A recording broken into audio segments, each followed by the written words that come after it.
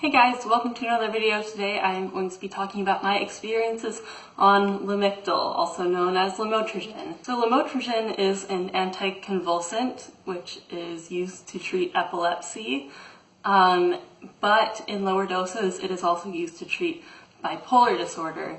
I do not have bipolar disorder either. I was taking this medication because it helps with impulsivity, which is something that a lot of people with bipolar do struggle with. I struggle a lot with self-harm and suicidal thoughts, so that's why it was prescribed to me. I started taking it either in September of 2014 or 2015, but either way I was on it for a good chunk of time, over a year, and I just stopped taking it about a month ago, sometime in March. Just a reminder, most medications do not have the same effects on everyone. Your body may react quite differently to the way mine did. You might find it helpful or not, but just so you have my perspective, this medicine definitely helped me. 100% made the urges to self-harm way easier to manage. And even though I did relapse occasionally, it took me from self-harming very dangerously and very frequently to self-harming very dangerously, but not very frequently. So when you start taking lamotrigine, you either start on 50 milligrams or 25 milligrams. I started on 25 milligrams, and you have to taper your way up to the basic therapeutic dosage, which I think is 100. So I took 25 milligrams for a week, and then 50 milligrams for a week, and 75, and then 100 after 4 weeks. And some people do 50 milligrams for 2 weeks and then go to 100 milligrams. Either way works for most people. And I was on 100 milligrams for quite a long time.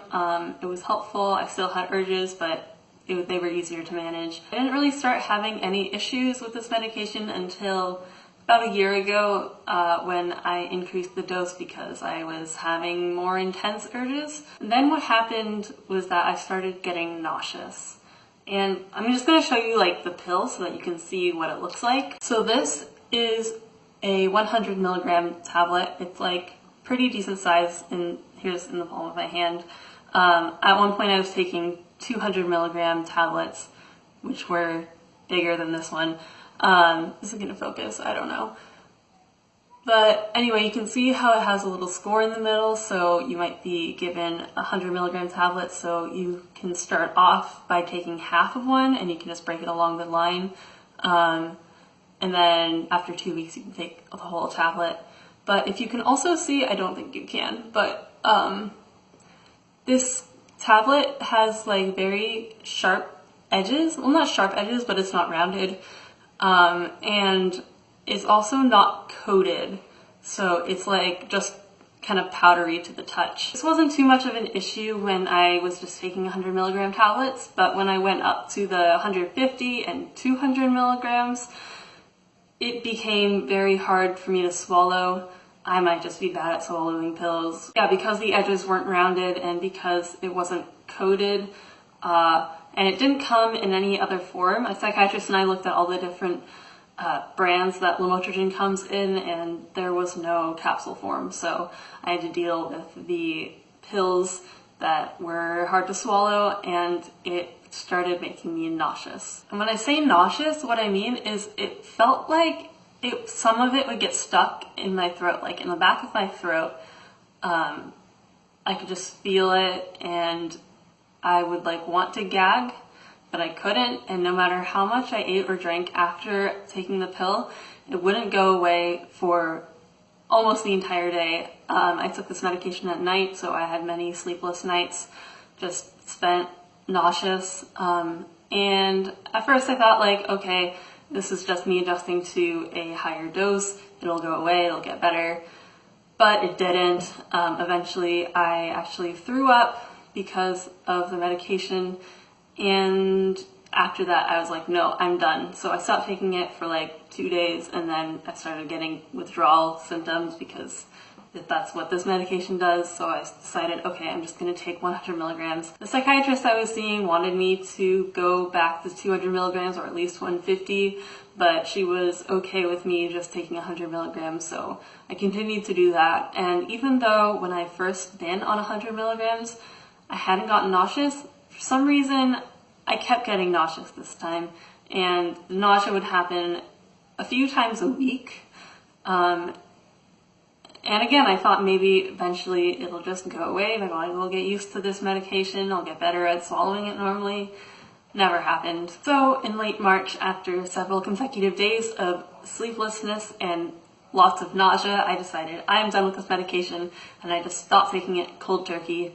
I didn't really talk with a psychiatrist or a doctor about it, which is a terrible idea. 0 out of 10 would recommend. But that's what I did because I was just so fed up with it. The nausea went away pretty much immediately, but also because this medication actually is helpful for the things that it was supposed to help me with, the impulsivity, I started getting just like the worst urges to self-harm that I'd had in years. I don't know if I even want to say that they were urges, because it wasn't so much just feeling like I wanted to do it, I wanted to self-harm or even commit suicide.